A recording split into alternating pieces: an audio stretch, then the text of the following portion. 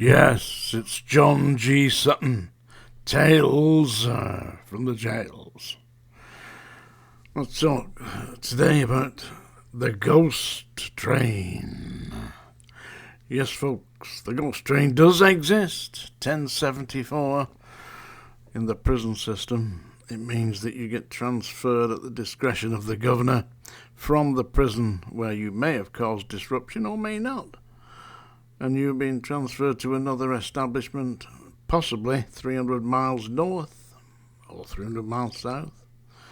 When I worked at the Scrubs, it was not unusual practice for a prisoner who was causing some kind of issue in the prison to find himself catching the ghost train and winding up at somewhere like HM Prison Durham or Frankland or Armley or Strangeways, and they're bundled. What happens is they're not told that they're going to move, because if you did tell them, listen, I was on the discipline staff, so I'd be aware that this was going to happen, but you couldn't tell the prisoner.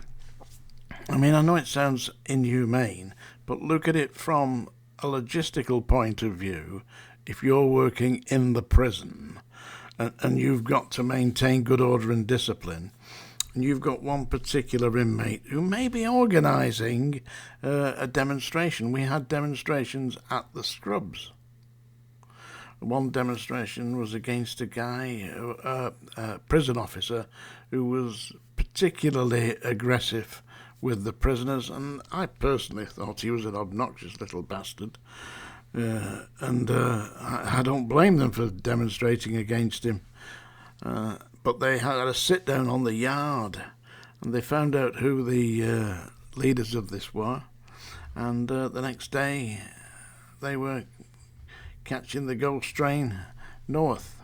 I think they flew them up to Strangeways, And what happens is they're down for that. The governor is advised of what's been happening and signs the 1074, and around about 3 or 4 o'clock in the morning, because they have a special transport ready so that they can't encourage any of their followers to support them in an attack on the staff. They are going, usually 3 or 4 staff will go in and they'll just say something like, put your essentials into your pillowcase, you're coming with us now, you're moving. They don't tell the inmate where they're going, because if it's a prisoner who's in Wormwood Scrubs, whose family live in London or the Greater London area, and they're being moved 300 miles north to Durham or Frankland or whatever, then they are not going to be happy about that, because it means that their families are unable really to visit them, because it's a 600, 700 mile round trip. And of course it causes great disruption and anguish, for the inmate. But then again, they have set about doing this. They've started to decide to disrupt the system, and in the spirit of good order and discipline, they have to be moved. Or so the system believes, so the prison system believes. That's what happens. And they are bundled into the back of a van, usually handcuffed. Certainly there will be 2 strong staff with them, and they're taken by road, usually always by road, not by train, by road to their receptive prison, and usually they're transferred straight into the segregation units. Now, they may not stay in the segregation unit very long, maybe 24 hours, maybe 48 hours, depending on the day that they get there. And they're assessed by the staff at the next prison with a view to actually going on to mainstream location.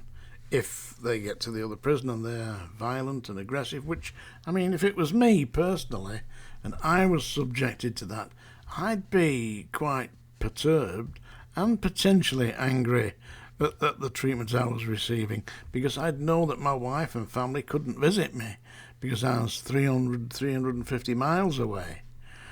And sometimes I've seen inmates get ghost trained to Parkhurst on the Isle of Wight.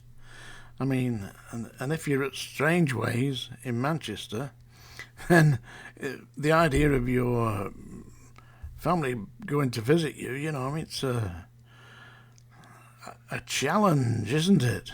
Yeah.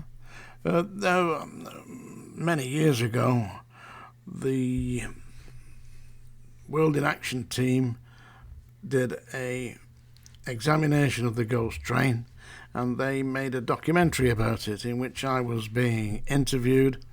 And you'll note this, because I knew Andy Bell, who was the director of World in Action, and he told me that they'd repeatedly asked the Prison Officers Association to enter into an interview situation with the World in Action team. And believe this or not, when the POA were told by the World in Action team that I was a part of their interview, then they refused to go on. The POA have repeatedly and consistently refused to enter into an interview situation in which I'm... Now, I don't know why this is. I really don't. When the Strangeways riots took place in 1990, I went on numerous television shows, and the directors were saying to me, we want you to come on and tell us what the conditions are in Strangeways prison, because I was telling them the truth. There's no point in me hiding it. There was abuse of inmates. To me, it seemed abuse of inmates. And it didn't just seem like abuse of inmates when I came away from Strangeways. It was abuse of inmates when I was at Strangeways. And I reported it, repeatedly reported it, and unfortunately, the people I was reporting to were also members of the Prison Officers Association, senior management at the same time, and I know for a fact that the senior members of the disciplinary staff were members also of what's known as the Freemasons. Now, I've got nothing against the Freemasons. All I can say is that my experience was that they tended to be self-supporting, and no matter what you said against them, somebody who was a high-ranking official would reach down and squash it. So it was pointless. Yeah. Now, I'm going to put a link to the World in Action documentary. It's on the Prisoners Solidarity Network, which seems to me like a fine, reputable group of ex-prisoners who are standing up for the rights, the human rights of inmates, which should be. Society tends not to agree. I mean, listen, I speak out about this and say, listen, if it was you, if it was your brother, then you would. You'd be speaking out for human rights. Then you would be concerned. They say, I'm my brother. Nobody's going to do that. We're not going to do that. Listen, everybody says that, but the prisons are full, and they're full of human beings, like you or me.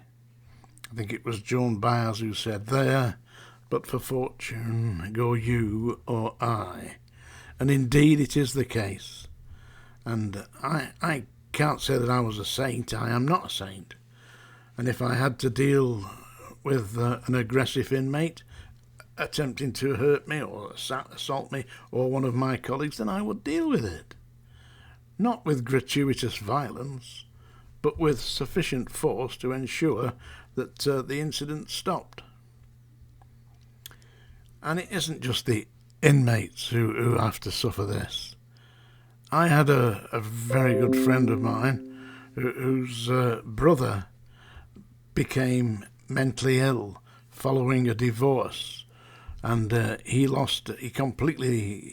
destroyed his mind.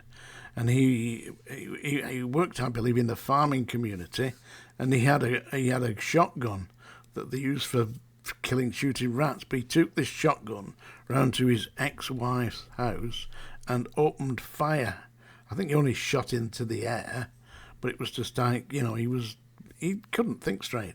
He ended up in Strangeways, and the family went to visit him, and my friend took his mother, an elderly lady about 78, 80, to see her son in Strangeways, and he told me that they were absolutely appalled at the way that they were treated by the staff, who treated them just the same as the inmates.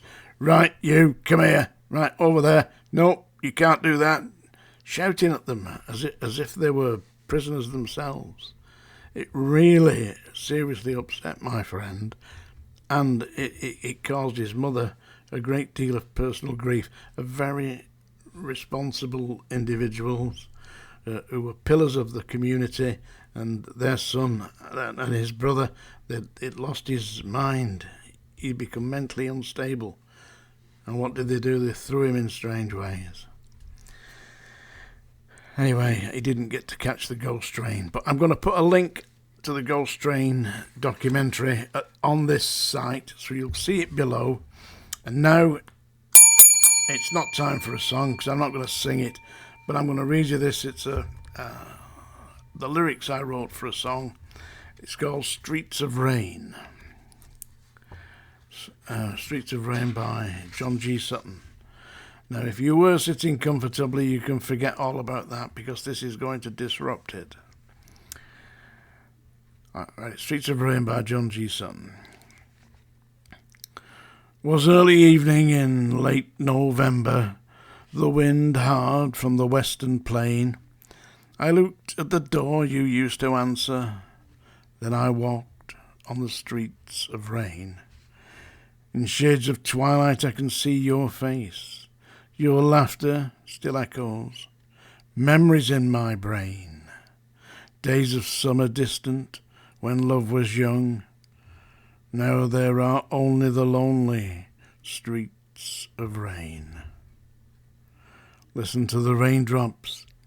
My heart aches with pain as I miss our magic moments and I walk the streets of rain.